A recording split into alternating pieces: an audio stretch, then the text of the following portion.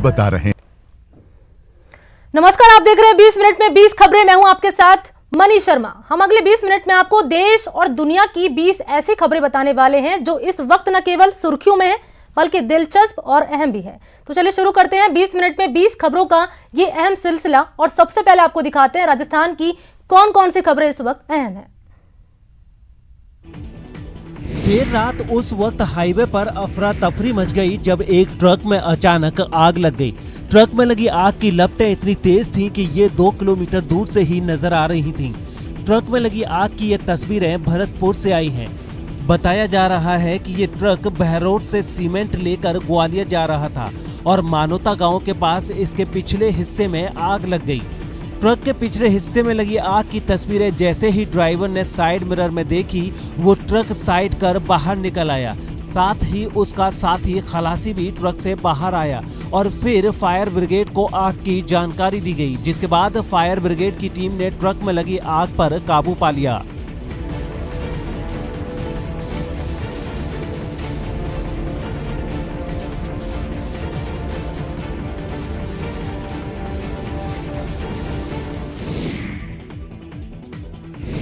अलवर के चूड़ी मार्केट में फायर ब्रिगेड की टीम के साथ साथ पुलिस और दूसरे आपातकालीन टीम के सदस्य एक के बाद एक कर पहुंचे तो लोगों को लगा कि शायद यहां आग लगी है। फायर ब्रिगेड से लेकर पुलिस कर्मी तक सब के सब एक्शन मोड में थे और उनका यही अंदाजे बयां लोगों को हैरान कर रहा था। लेकिन कुछ देर बाद लोगों ने तब राहत की सांस ली जब उन्हें यह एहसास हो गया कि ये सभी लोग मॉक ड्रिल के लिए यहाँ पहुंचे हैं। दरअसल दिवाली के बाद जिस तरह से चूड़ी मार्केट में आग लगी थी और लाखों का नुकसान हुआ था, वैसा हादसा फिर न हो इसके लिए यहाँ पर मॉक ड्रिल की गई और सभी विभाग के लोगों के रिस्पांस टाइम नोट किए गए ताकि पता लग सके कि कहाँ क्या कमजोरी है और उसे दूर किया जा सके।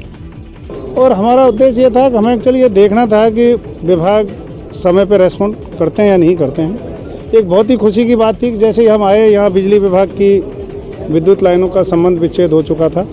देखिए, ये जो मॉक ड्रिल्स होती हैं ये हमेशा ये रिस्पांस टाइम टेस्ट करने के लिए होती हैं कि कभी भी किसी भी डिज़ास्टर में या किसी भी इमरजेंसी में हमारे जितने भी सारे विभाग हैं, चाहे प्रशासन हो, चाहे पुलिस हो, चाहे कोई भी विभाग हो, उसकी तत्परता कितनी है और उसको चेक करने के लिए इस तरीके का एक माहौल बनाया जाता है। धौलपुर से चौंका देने वाली तस्वीरें सामने आई हैं, जहां एक तरफा प्यार में एक युवक एक महिला के घर में घुसकर फायरिंग करने लगा, जिसके बाद पुलिस ने उसे गिरफ्तार कर लिया। आरोप है कि वो महिला को अपने साथ ले जाने की जिद कर रहा था और उसके बाद उसने फायरिंग शुरू कर दी। लेकिन कोई अनहोनी होती इससे पहले पुलिस ने उसे दबोच लिया। हालांकि गिरफ्त में आने के बाद वो उल्टा पुलिस को आत्महत्या की धमकी देने लगा।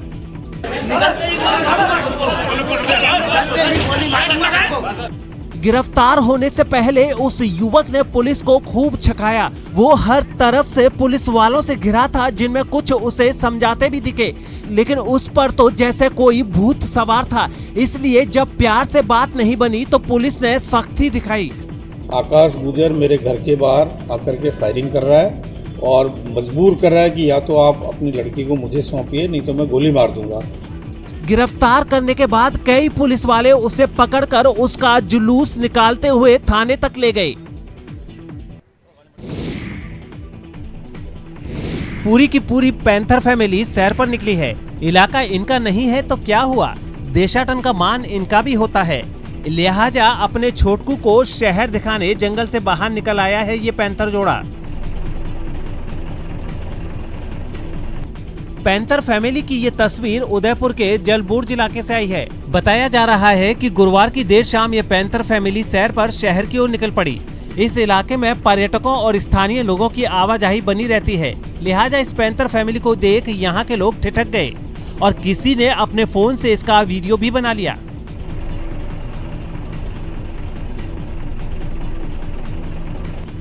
स्थानीय लोगों का कहना है कि ये पैंथर फैमिली करीब आधे घंटे तक यहाँ घूमती रही और फिर जंगल की ओर लौट गई।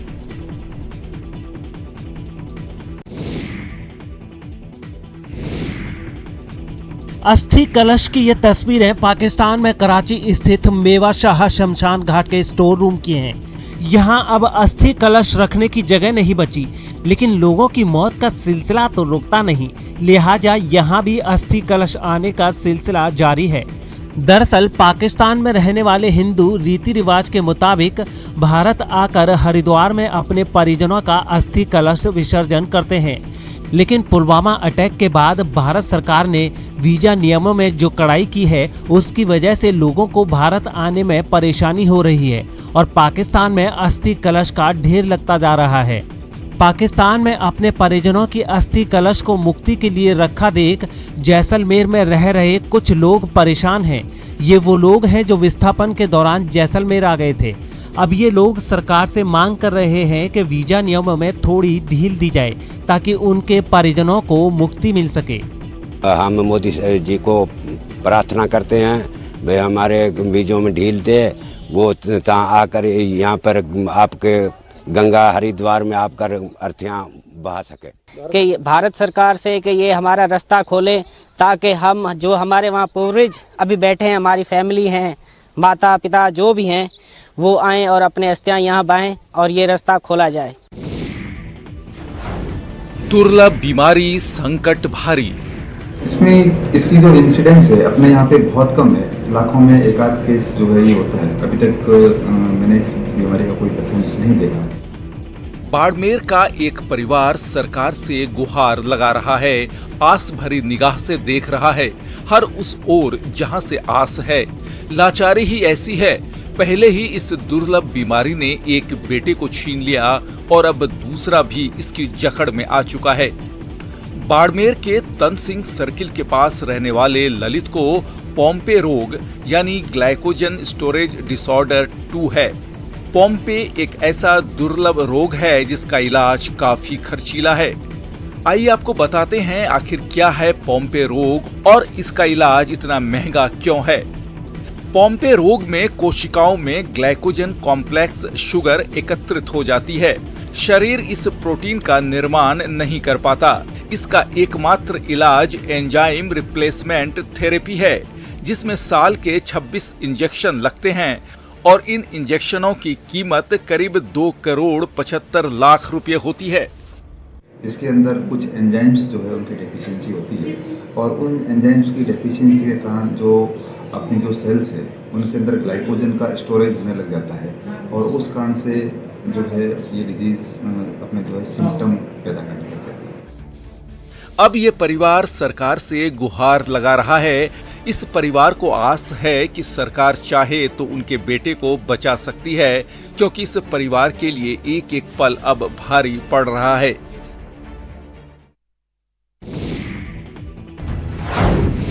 वो पहले अगवा हुई, फिर उसका सौदा हुआ।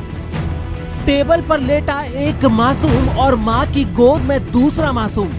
थाने में बैठी यही वो नाबालिग है जिसका बार बार सौदा किया गया और नाबालिग बिन ब्याहे 3 साल में 2 बच्चों की मां बन गई। बिहार की इस बेटी की दर्दनाक दास्तां बताएं उससे पहले उस भाई को सुन लीजिए जिसने अपनी बहन की घर वापसी के लिए दिन रात एक कर दिया। जब ये मुख्य आरोपी के मैं एफआईआर में मेरे पिताजी जिक्र भी किए, तीनों का ऐड भी नाम करवाए, मोबाइल नंबर दिए, मोबाइल नंबर कॉल डिटेल भी निकला, उस पर कार्रवाई अभी तक नहीं हुआ। सर क्यों नहीं हुआ अभी इसका? सुना आपने, जब इस भाई की नाबालिग बहन बिहार के जहानाबाद से गायब हुई तो स्थानीय थाने में नामजद एफआईआर दर्ज कराई गई, लेकिन खाकी ने अगवा नाबालिग को ढूंढने की जहमत नहीं उठाई। लेकिन एक भाई ने हिम्मत नहीं हारी, अपनी छोटी बहन को ढूंढने के लिए दिन रात एक कर दिया। भाई की मेहनत रंग भी लाई और राजस्थान से बिहार अपनी बहन की घर वापसी कराई।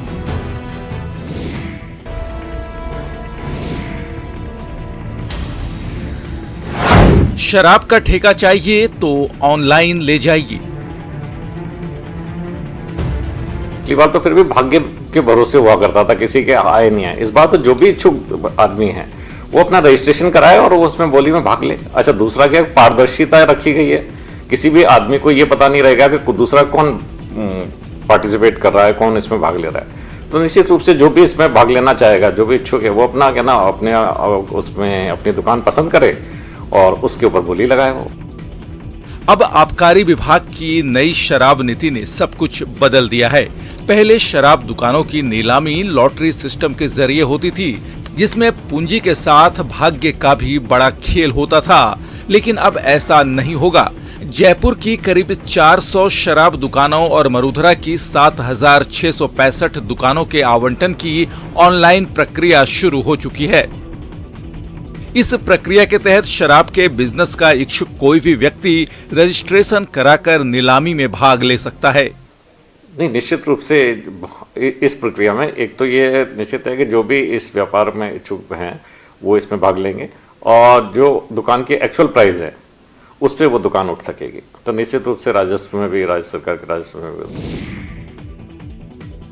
नेशनल लेवल पर आयोजित डिजिटल बाल मेला के दौरान निबंध प्रतियोगिता में दूसरा स्थान लाने वाली भरतपुर की प्रांजल तिवारी को सम्मानित किया गया है।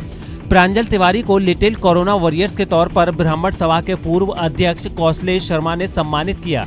इस मौके पर भामाशाह शिशुपाल लवानिया मुख्य अतिथि के तौर पर मौजूद रहे। सम्मान समारोह में आए लोगों ने कहा कि भरतपुर में ब्राह्मण समाज की प्रतिभाओं की कोई कमी नहीं है और उल्लेखनीय कार्य कर प्रतिभाएं समाज का सिर ऊंचा कर रही हैं। भरतपुर जिले के ब्राह्मण समाज का भी नाम रोशन नहीं, पूरे राजस्थान का नाम रोशन हुआ है। इसके सम्मान के लिए हम लोग यहाँ इनके निवास पर आए हैं और उनका बाला पहराकर, दुपट्टा पहराकर और शॉल उड़ाकर और प्रतीक चिन्ह देकर माँ सरस्वती जी का प्रतीक चिन्ह दिया है।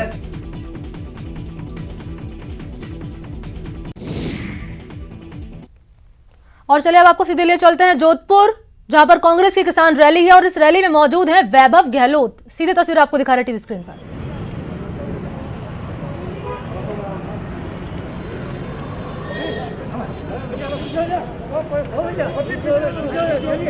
तो सबसे पहले तस्वीर आपको दिखा रहे हैं जोधपुर से। किसान आंदोलन के समर्थन में कांग्रेस की रैली है।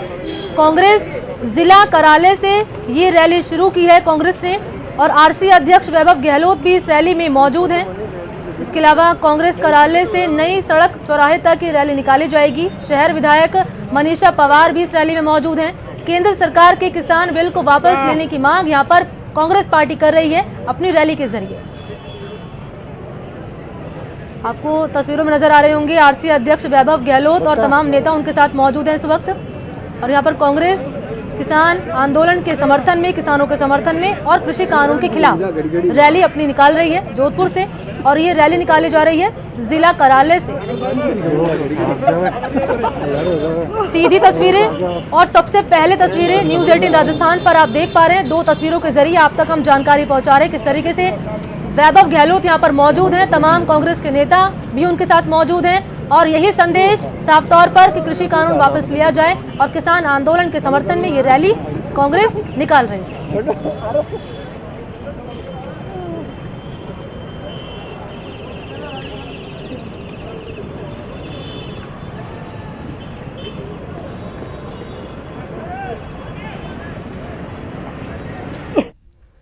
चलिए बढ़ते आगे। 20 मिनट में 20 खबरों में अब देख लेते हैं कुछ अन्य राज्यों की खबरें। योग गुरु बाबा रामदेव ने प्रेस कॉन्फ्रेंस कर कोविड-19 वायरस की दवा लॉन्च कर दी है। बाबा रामदेव की इस प्रेस कॉन्फ्रेंस में केंद्रीय स्वास्थ्य मंत्री डॉक्टर हर्षवर्धन और केंद्रीय परिवहन मंत्री नितिन गडकरी भी मौजूद रहे। बाबा रामदेव ने कहा है कि पतंजलि की कोरोनिल टैबलेट से अब कोविड का इलाज होगा।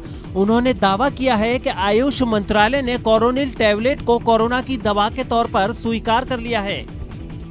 ये केवल एक संस्था की बात नहीं है, किसी एक ब्रांड की बात नहीं है, ये हमारी संस्कारों की बात है, हमारी परंपरा विरासत की बात है। उस योग आयुर्वेद की विरासत को अपना आशीर्वाद देके, उसको अपना समर्थन दे करके हमें अनुग्रहित किया है। कोरोनिल टैबलेट की लॉन्चिंग के दौरान बाबा रामदेव ने पतंजलि की इस दवा के रिसर्च पेपर्स भी जारी किए। बाबा का दावा है कि WHO ने इसे GMP यानी गुड मैन्युफैक्चरिंग प्रैक्टिस का सर्टिफिकेट दिया है। साथ ही ये भी कहा है कि ये दवा एविडेंस बेस्ड है।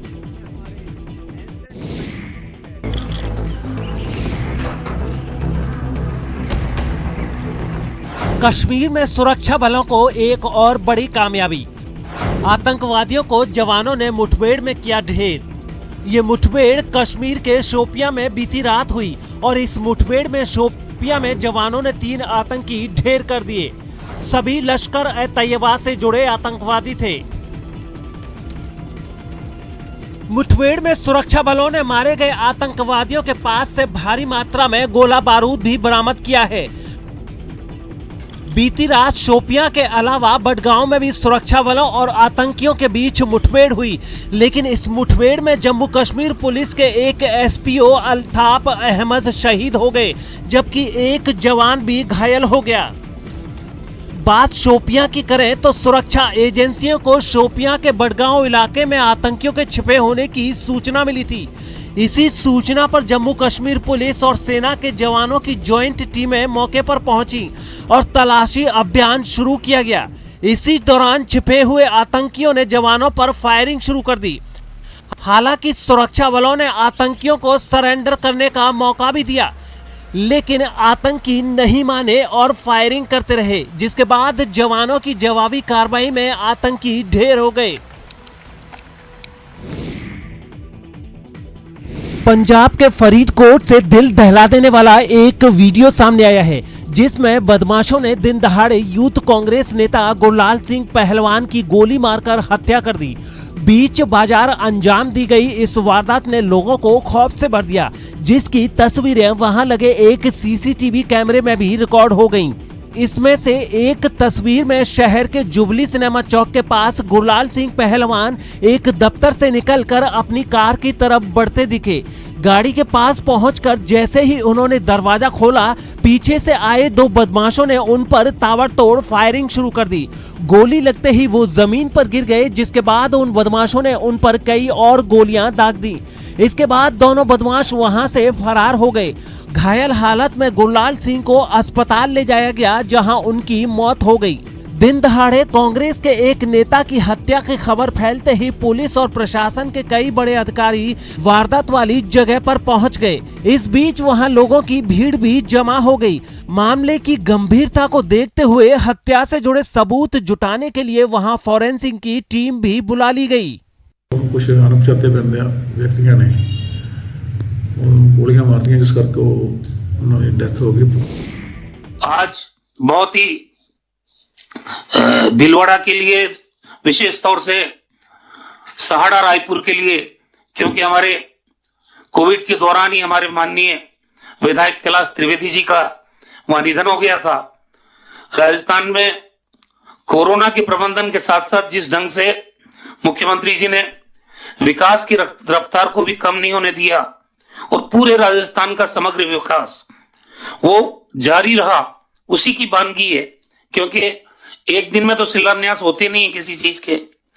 कई काम जो चल रहे थे, पाइपलाइन में थे। अकेले सहाड़ा रायपुर विधानसभा क्षेत्र में 30 कामों का आज लोकार्पण हो रहा है। इसका मतलब कोविड के दौरान भी विकास की रफ्तार को हमने रुकने नहीं दिया और करीब करीब 8 कामों का आज शिलान्यास हो रहा है। करोड़ों रुपए के काम है। अभी कुछ दिनों पहले पूरे भीलवाड़ा जिले को वैसे चंबल से पेयजल उपलब्ध कराने की स्कीम आदरणीय सीपी जोशी साहब जब सांसद थे, केंद्रीय मंत्री थे, तब मुख्यमंत्री जी से स्वीकृत कराई थी। लेकिन ये रायपुर और सहाड़ा का क्षेत्र वंचित रह गया था। तो कुछ दिनों पहले जब हम गए, हमने मुख्यमंत्री जी से निवेदन भी किया।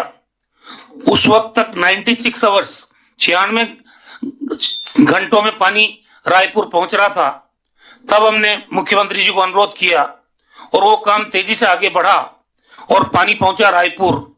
अब मुझे खुशी है ये कहते हुए कि 48 घंटे में रायपुर के लोगों को पानी मिलने लग गया है। और जो विभाग काम कर रहा है, हमें उम्मीद है कि मार्च के महीने में कोसीतल और रायपुर वहां भी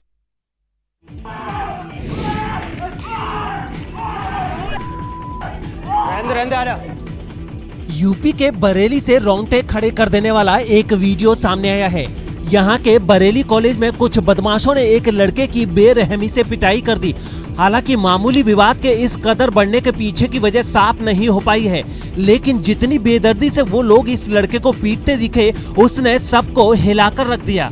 वीडियो में बदमाशों से घिरा वो लड़का जमीन पर घुटनों के बल बेबस बैठा दिखा और सभी आरोपी उसे लात और डंडों से लगातार मारते नजर आए। इन हालात में उसके पास चीखने चिल्लाने के अलावा दूसरा कोई चारा नहीं बचा।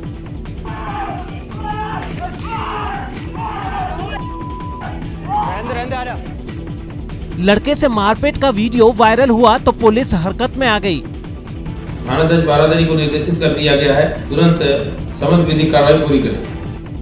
वीडियो में ये भी साफ दिखा कि शोर शराबा बढ़ता देख कुछ देर बाद सभी आरोपी वहां से भाग निकले।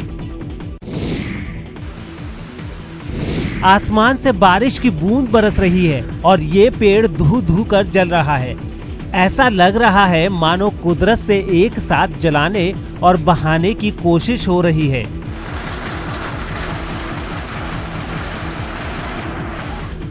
ये तस्वीरें महाराष्ट्र के पुणे की हैं। यहाँ गुरुवार की शाम झमाझम बारिश हो रही थी। कुछ इलाकों में तो ओले भी पड़ रहे थे। बारिश और बर्फबारी की वजह से यहाँ ठंड भी बढ़ गई और इस बीच यहाँ से नारियल के एक पेड़ पर आग लगने की यह हैरान करने वाली तस्वीर सामने आई।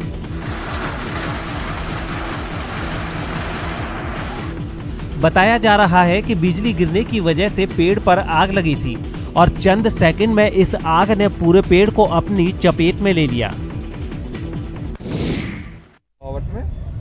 और मैं तमाम कांग्रेस जनों को, तमाम कार्यकर्ताओं को ये आह्वान करता हूं कि हम सबको इस पैदल मार्च में सम्मिलित होना है कल देहात में भी, और किसानों के समर्थन में जो राहुल गांधी जी ने बीड़ा उठाया है उसको आगे बढ़ाना है। सर बार बार करें कि ये जो कानून है वो किसानों के हित में नहीं है, तो केंद्र सरकार इतनी बार वार्ता कर चुकी है, लगभग 3 महीने हो चुके हैं, तो आपको लगता है किसान कितनी सर्दी के अंदर वहाँ बैठे हुए सड़क पर खेत खलियान भी प्रभावित हो रहे हैं?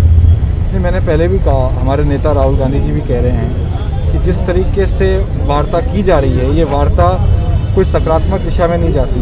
हरदम चाहे आप 11वें दौर की वार्ता हो, फिर 12वें दौर की वार्ता हो, केंद्रीय मंत्री बैठ रहे हैं बड़े बड़े, ये वार्ताएं विफल पे विफल हो रही हैं। क्या केवल केंद्र सरकार टाइम पास कर रही है, किसानों की परीक्षा ले रही है? तो मैं बताना चाहूँगा कि देश का किसान इस परीक्षा से घबराने वाला नहीं है। जिस तरीके से कड़ाके की सर्दी में पिछले 2 महीने से किसान दिल्ली को घेर के बैठे हैं, हम सब कांग्रेसजन किसानों के साथ हैं। सेंट्रल गवर्नमेंट 3 काले कानून लाई है, आप क्या उसमें चेंजेस चाहते हैं? हमने हमेशा मांग रखी कि किस तरीके से आप चाहे कॉन्ट्रैक्ट फार्मिंग की बात करें, मिनिमम सपोर्ट प्राइस की बात हो, क्या इस पर आप लोग स्पष्ट नीति लाएंगे? क्या मिनिमम सपोर्ट प्राइस पूरी तरह से एबॉलिश होने वाला है?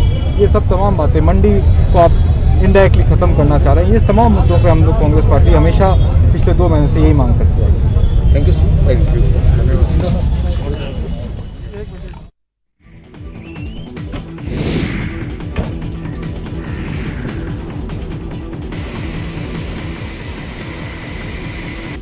अगर आप भी अपनी विंटेज कार या 15 साल पुरानी कार को फिर से सड़क पर दौड़ाना चाहते हैं तो टेंशन की कोई बात नहीं, क्योंकि IIT दिल्ली के centre of excellence for clean air ने एक नया तरीका इजाद किया है, जिसके जरिए विंटेज कार या पुरानी गाड़ियां फिर से सड़क पर शान से दौड़ सकेगी। IIT दिल्ली के centre of excellence for clean air विभाग ने जो तकनीक इजाद की है, उसके मुताबिक पुरानी पेट्रोल या डीजल कार को इलेक्ट्रिक कार में बदल उसे फिर से सड़कों पर दौड़ाया जा सकता है। आप जो गाड़ियों को इलेक्ट्रिकली रेट्रोफिट करके आप उसको यूज़ कर सकते हैं, उससे 2 फायदे होंगे। एक तो ये फ़ायदा होगा कि जो गाड़ियाँ पुरानी हैं उनको आप ज़ीरो एमिशन व्हीकल्स में कन्वर्ट कर देंगे, उनमें से कोई पोल्यूशन ही नहीं होगी, जो कि हमारा एक मेन इशू है। खास बात यह है कि ऐसी गाड़ियों को इलेक्ट्रिक कार बदलने में 4 से 5 लाख तक का खर्चा आ सकता है। मतलब साफ है, अगर आपके पास पुरानी महंगी गाड़ी है तो 4 से 5 लाख रुपए खर्च कीजिए, उसे कबाड़ होने से बचाइए और उसे चलाने का भरपूर आनंद उठाइए। अधिकम जातम खटावती अवसरे सम्यक्तया कन्दुक प्रक्षेपणं कृतं तत्र दुःखे अतीव शोभनतया तृतीय क्षेत्र। काशी के संपूर्णानंद संस्कृत विश्वविद्यालय में अनोखा क्रिकेट मैच हुआ। खिलाड़ी थे धर्म की पढ़ाई करने वाले बटुक। सभी बटुक धोती और कुर्ता पहनकर मैदान में उतरे। कोई धोती संभालते हुए गेंद फेंक रहा था तो कोई धोती थामे चौके छक्के लगाने की जद्दोजहद कर रहा था। और किसी आम मैच की तरह खिलाड़ी पूरे जोश से मैच जीतने की जिद पर अड़े हुए थे।